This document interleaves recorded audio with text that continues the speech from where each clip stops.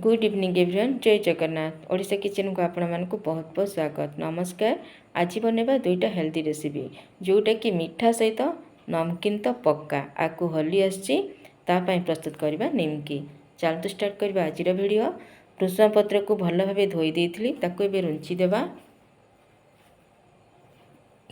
देदेबा गोटे blending jar रे आउ अल्प अल्प पानी देकी ताको बाटी नेबा।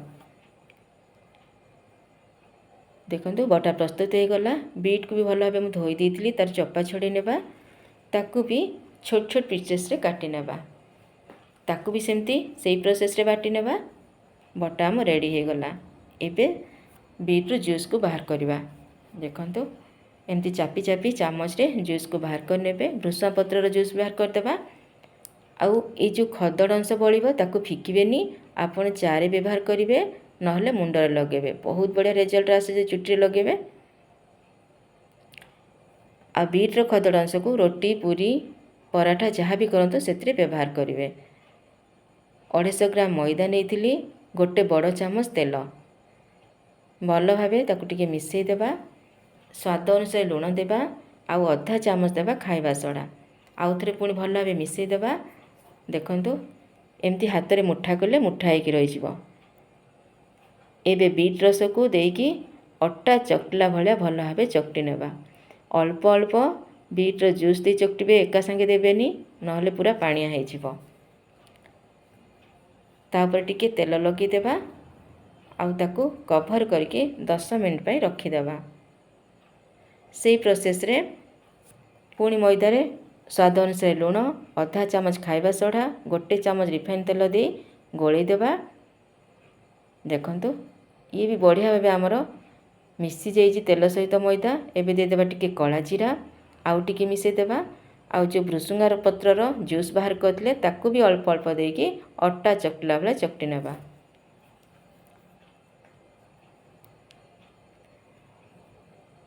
प्रस्तुत हो गला आमर बढ़िया डो गोटे। ताकू 10 मिनिट पई पुणी कवर करके रखीदेबा। एमती तेल टिके लगे दउथिबे।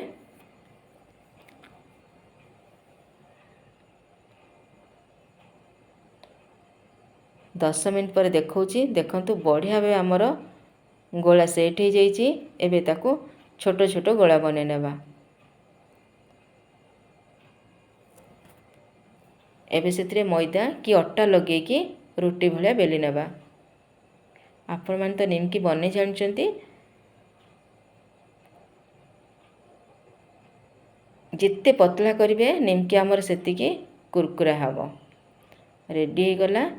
एबे छुरी द्वारा ताकू कटिंग करवा। आपन को जेमती शेप दरकार एई समय से शेप दे कटिंग करिवे।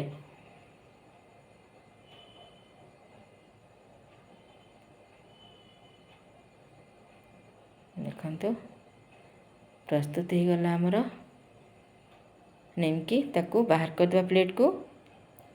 सेही प्रोसेस रे पुणी आमे जो भृषुंगा पत्रर जूस देकी चकटी थिले ताकू आउ टे चकटी नेबा। तार भी छोट छोट गोला बने नेबा। ताकू भी अटा कि मैदा देकी भल भावे बेली नेबा। देखंतु पूरा पतला है कि बेली हिची।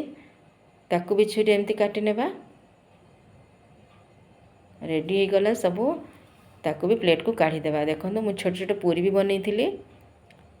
ये हैला हमर ग्रीन वाला, आ ये हैला हमर रेड वाला।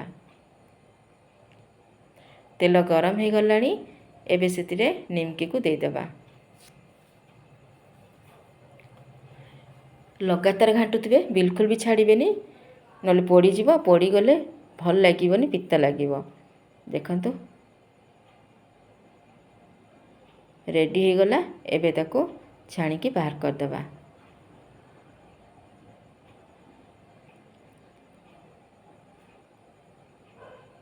ये थिला आमो बीट जूस रो निमकी। एबे बनेबा हमर ग्रीन वाला निमकी।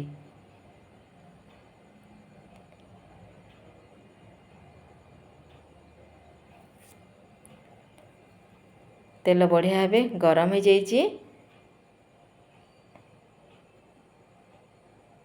देखंतु बिल्कुल भी डरबेनी। जदि देखा जाउछि एमती चुपकीजी किछि चुपकीबनी आपण सांगे सांगे चलई देबे पिठापातिया कि चटू कि जो छाणुवे सांगे सांगे ता द्वारा चलई देबे। देखंतु पूरा गोटा गोटा खिला खिला है। देखंतु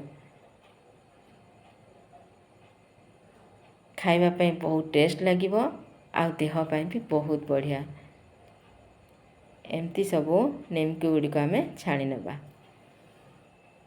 रेडी हो गला आमर दुई प्रकार निमकी। मु पूरी बनई पूरी की भी देखी दूची केते बढ़िया पूरा फुला फुला होइची गुपचुप भलिया। एबे गोटे जगार देबा कला लुण साधा लुण चाट मसला आमचूर पाउडर लंका पाउडर आउ भजा जीरा गुंड यही सब को भल भावे मिसई नबा। आउ आमर निमकी ऊपर ढाली देबा। करिकी थरे देखंतु केते चटपटा लागिबो। होली रे तो मिठा बनेबे, याकू भी थरे बनेकी देखंतु। रहुची बाय बाय।